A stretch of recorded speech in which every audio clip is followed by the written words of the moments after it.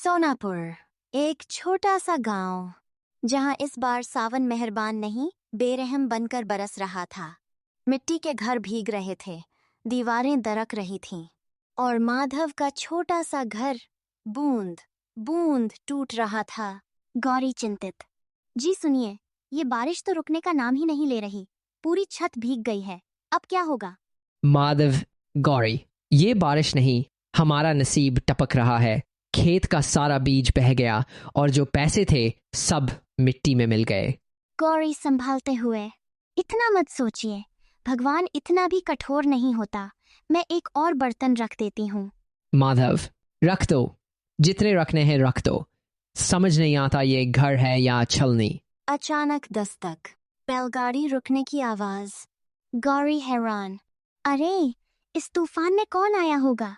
दरवाजा खुलता है।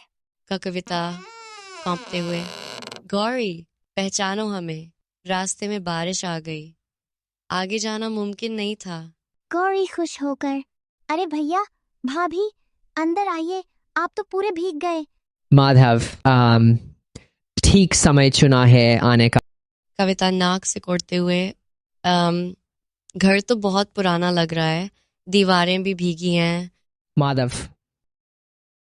गांव के घर ऐसे ही होते हैं भाभी, शहर की तरह सीमेंट के नहीं। गौरी आप बैठिए, मैं गरम सत्तू बना देती हूँ।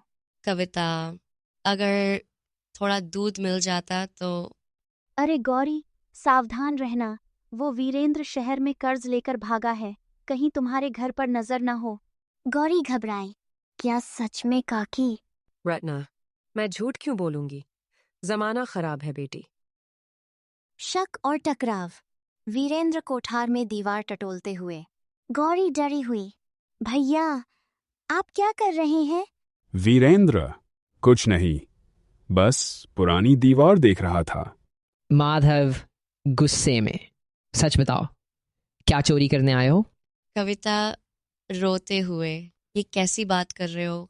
वीरेंद्र, हाँ, मैं कर्ज में हूं, लेकिन चोरी करने नहीं आया। पिताजी ने कहा था अगर कभी मुसीबत आए तो इस घर की पश्चिम दीवार की तीसरी ईंट निकालना। ईंट निकलती है, अंदर पुराना पीतल का घड़ा। वीरेंद्र, यही है दादाजी की अमानत। घड़े में सोने के सिक्के और चांदी का हार। माधव भैया, हमें माफ कर दो, हमने आप पर शक किया। वीरेंद्र मुस्कुराकर, बरसात ने घर तो तोड़ा पर दिल जोड़ दिए। नरेटर भावुक, उस दिन की बारिश ने सिर्फ दीवारें नहीं भिगोईं, उसने दिलों की गलतफहमियां भी धो डालीं। सोने के सिक्कों से कर्ज उतरा और रिश्तों में फिर से चमक लौट आई। रत्ना खाकी की चुगली सोनापुर की मिट्टी में ही दबकर रह गई।